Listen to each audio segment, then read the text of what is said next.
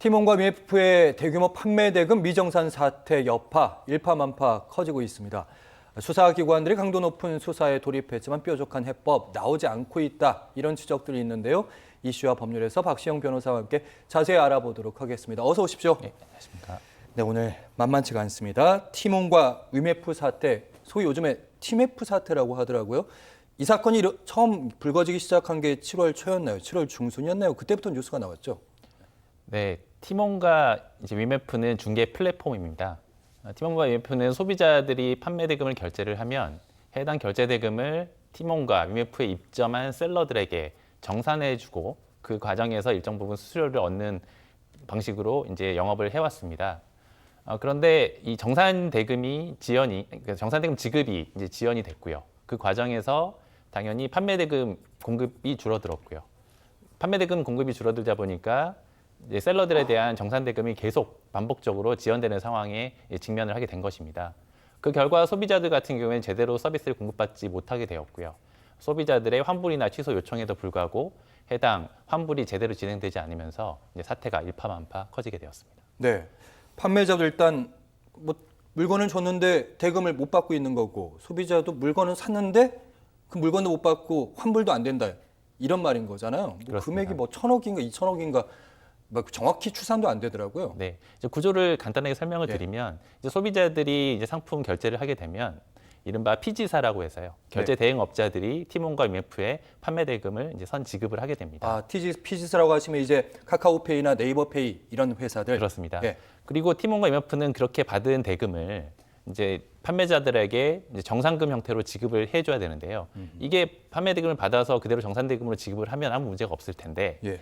판매 대금을 지급받았음에도 불구하고 이제 입점한 판매자들에게 정산이 되지 않게 된 것입니다. 예. 그러다 보니까 이제 판매하는 업자들 입장에서는 상품 공급을 중단하게 되는 것이고요. 그래서 뭐 모두 투어나 하나 투어든 여행사들 상품 판매도 중단했다. 이런 뉴스가 나온 게 7월 말인가 그랬어요. 그렇습니다.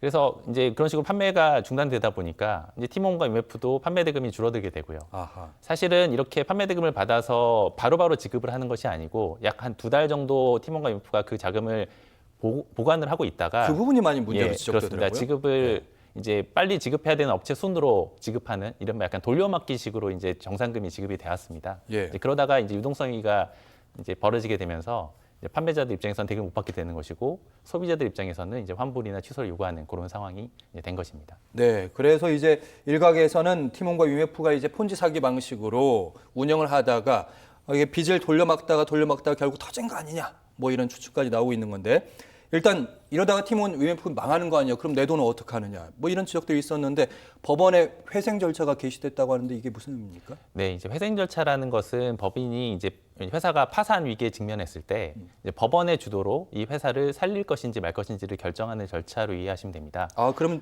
티몬과 위메프가 지금 그 정도 상태에 있다. 그렇습니다. 위태위태하다. 그렇습니다. 티몬과 위메프는 일단 법원에 회생기 신청을 했고요. 예. 동시에 이제 ARS 프로그램 신청을 했습니다.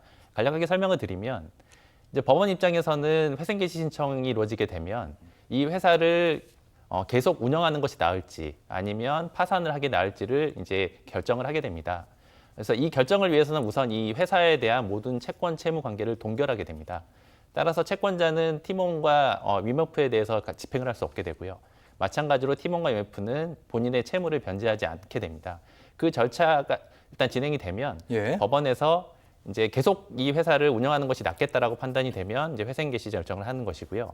그게 아니라면 이제 파산 절차로 돌입하게 되는데 법원은 일단 회생 개시 신청에 앞서서 채무자 회사인 티몬과 위메프 그리고 이른바 정산 대금을 제대로 정산받지 못한 채권자들끼리 우선 자율적으로 한번 이 부분에 대한 어떤 변제 방안 등을 협의해 볼 것을 일단 승인했고요. 따라서 이 자율 구조 조정 프로그램 즉 ALS 제도에 따라서 이제 향후 한 달에서 길게 보면 한 3-4달 정도까지 일단 그 방안이 논의가 될 예정입니다. 네.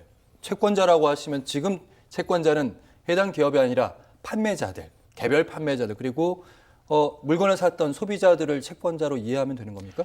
이제 약간 좀 나눠서 보셔야 되는데요. 일단 티몬과 위메프에 입점을 해서 물건을 판매한 판매업자들, 셀러들의 경우에는 채권자가 맞습니다. 그리고요.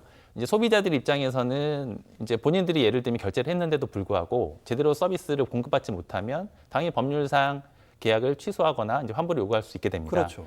그때 계약의 상대방은 팀원과 IMF가 아니고 이른바 피지사, 이제 결제 대행업자들이 이제 계약의 상대방이 되는 것입니다. 따라서 실제로 지금 소비자들에 대한 환불 절차는 진행이 되고 있는데 예. 이 피지사들이 이제 소비자들에게 환불을 진행하게 되는 것이고요, 법률상. 예. 다만 이 피지사 입장에서는 소비자로부터 받은 대금을 팀원 IMF에 제공을 했고요. 반대로 또 환불하다 보니까 대금을 또 그대로 환불하게 되면 이제 팀원과 IMF에 대한 채권자가 되는 것입니다. 아, 예. 그래서 따라서 팀원과 IMF에 대한 채권자는 크게 보면 정산 대금을 받지 못한 업자들과 대신 소비자들에게 환불한 피지사나 카드사가 아하. 이 채권자가 되는 것입니다. 소비자는 일단 그러니까 판매자는 아니더라도 소비자는 최소한 환불 정도는 받을 수 있다. 대체로. 그렇습니다. 나머지 부분은 저희가 좀 이따 따져볼 거고요. 네.